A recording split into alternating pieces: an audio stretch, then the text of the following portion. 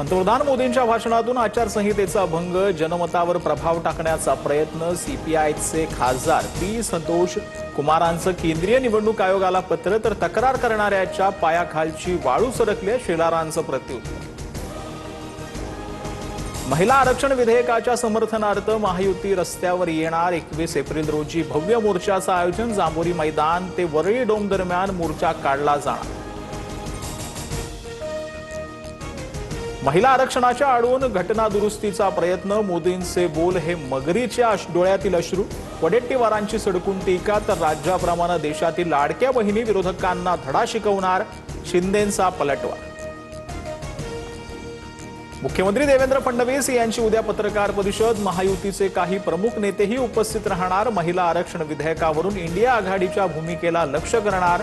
सूत्रांची माहिती.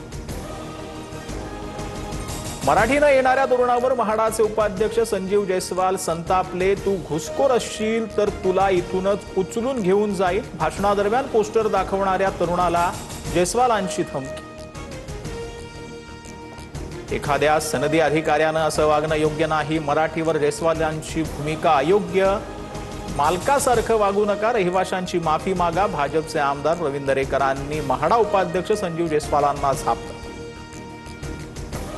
अत्याचारी भोंदू अशोक खरातला 5व्या गुन्ह्यात 23 एप्रिलपर्यंत पोलीस कोठडी. खरातचा डिलीट मोबाईल डेटा रिकव्हर. पुरावे नष्ट करण्यासाठी चॅट्स, फोटो, व्हिडिओ डिलीट केले होते. संगमनेरमधील भोंदू राजेंद्र गडगेच्या दत्ताधाम आश्रमाची पोलिसांकडून झाडाझडती. अनेक औषधं जप्त.